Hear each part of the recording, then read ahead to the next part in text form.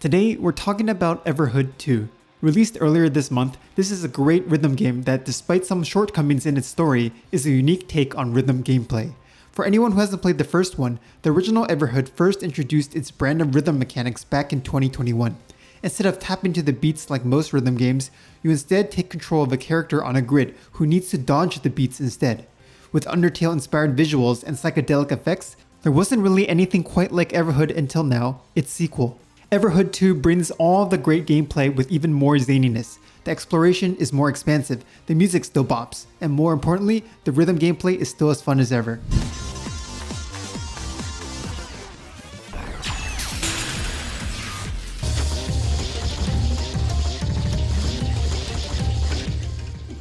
First of all, you're going to have to understand that the story is borderline nonsensical. Things just happen. The whole thing looks like a drug trip, with crazy visual effects and random occurrences that defy any sensible logic. We play as the light being and travel across dimensions in order to defeat the dragon. What exactly is the dragon? I still have no idea. But you follow a raven's instructions to become more powerful in order to defeat it. You can actually challenge the dragon as many times as you want, but every time you fail, you get sent to another dimension where you play through a side story to gain experience and power. Without getting into spoilers, there's a lot more to the story than defeating the dragon, and if you like experimental presentation, Everhood 2 has more than a handful of surprises to keep you guessing. The real meat and potatoes though is the gameplay. Combat is done through a rhythmic battle Guitar Hero style, except you have to dodge the beats instead. To attack, you absorb the same colored beats multiple times in a row to build up power and release it. The more you charge before releasing, the higher your damage. But if you get hit while charging, you both take damage and lose all of your charges, forcing you to build them back up from the beginning.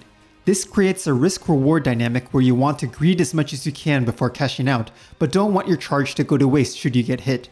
There are also different kinds of beats, from holds that give you huge attack charges to black beats which can't be absorbed at all and have to be dodged. Each enemy and boss has their own unique music track, and they all slap. Music is mostly a selection of electronic and metal tracks, but there's good variety here. The boss anthems in particular stole the show with their unique beats and patterns that made the gameplay feel intense.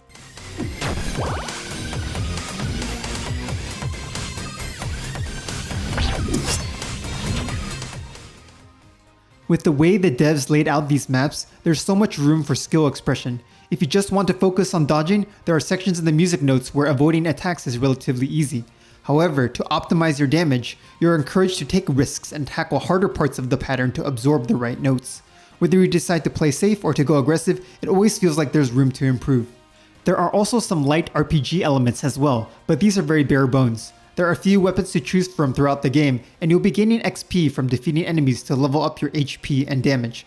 I honestly felt that these systems don't need to be here at all, as they don't really add much to the gameplay loop.